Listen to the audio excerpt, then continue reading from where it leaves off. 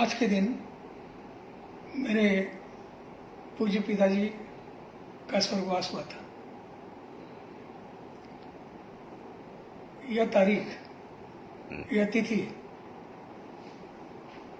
पिछले एक दशक से लगातार श्री अमिताभ बच्चन की स्मृति में है और इस दिन मुझे मेरे पिताजी की श्रद्धा के लिए संदेश भेजते हैं। जब दो व्यक्तियों में बहुत अटूट स्नेह होता है और उसमें कुछ कम या अधिक अपेक्षाएं और उपेक्षाएं होती हैं, उन संबंधों में बहुत उबाल आता है और बड़ी उग्र प्रतिक्रिया होती है। संबंध जितना अधिक निकट होता है उसकी टूट की चुभन भी उतनी नुकीली होती है। पिछले 10 वर्षों से मैं बच्चन परिवार से न सिर्फ अलग रहा बल्कि यह भी प्रयत्न किया कि उनके दिल में मेरे लिए नफरत हो।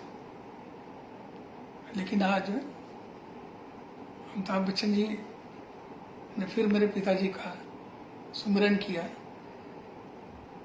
तो मुझे ऐसा लगा कि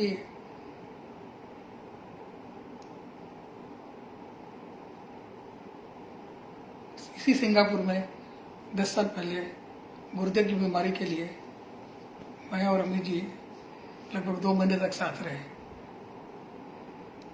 और उसके बाद हमारा उनका साथ छूट सा गया। लेकिन 10 वर्ष बीत जाने पर भी उनकी निरंतरता में कोई बाधा नहीं आई और वो लगातार अनेक अवसरों पर, चाहे मेरा जन्म दिवस हो अथवा मेरे पिताजी की स्वर्गवास का दिन हो, हर दिन को स्मरण करके अपने कर्तव्य का निर्वहन करते रहे हैं।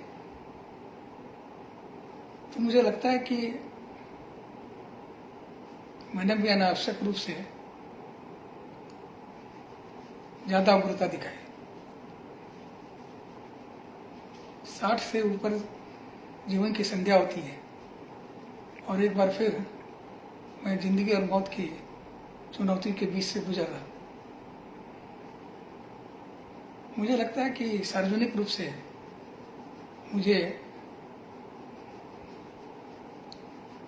और कोई कारण नहीं तो इस कारण कि हमसे उम्र में वो बड़े हैं, उनके प्रति नरमी रखनी चाहिए थी और जो कटु वचन मैंने बोला उसके लिए खेद भी प्रकट कर देना चाहिए, क्योंकि मेरे मन में कटुता और नफरत से ज्यादा उनके व्यवहार के प्रति निराशा रही। लेकिन उनके मन में लगता है न तो निराशा है न तो कटुता है,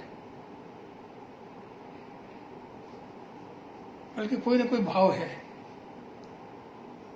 इसलिए आज अपने पिताजी को श्रद्धांजलि देते हुए जो 17 सुमन उन्होंने उनके आदर में व्यक्त किए हैं उसका संप्रेषण करते हुए ईश्वर से ही प्रार्थना है कि सबको ईश्वर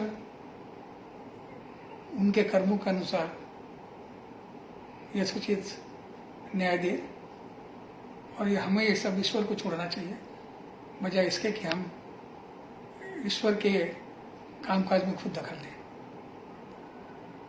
बहुत बहुत धन्यवाद अमित जी आपके संदेश का।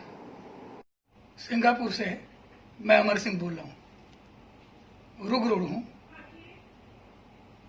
त्रस्त हूँ व्याधि से, लेकिन संत्रस्त नहीं। हिम्मत बाकी है, जोश बाकी है, होश भी बाकी है। हमारे शुभचिंतक और मित्र यह अफवाह बड़ी तेजी से फैलाए हैं कि यमराज ने मुझे अपने पास बुला लिया है। ऐसा बिल्कुल नहीं है।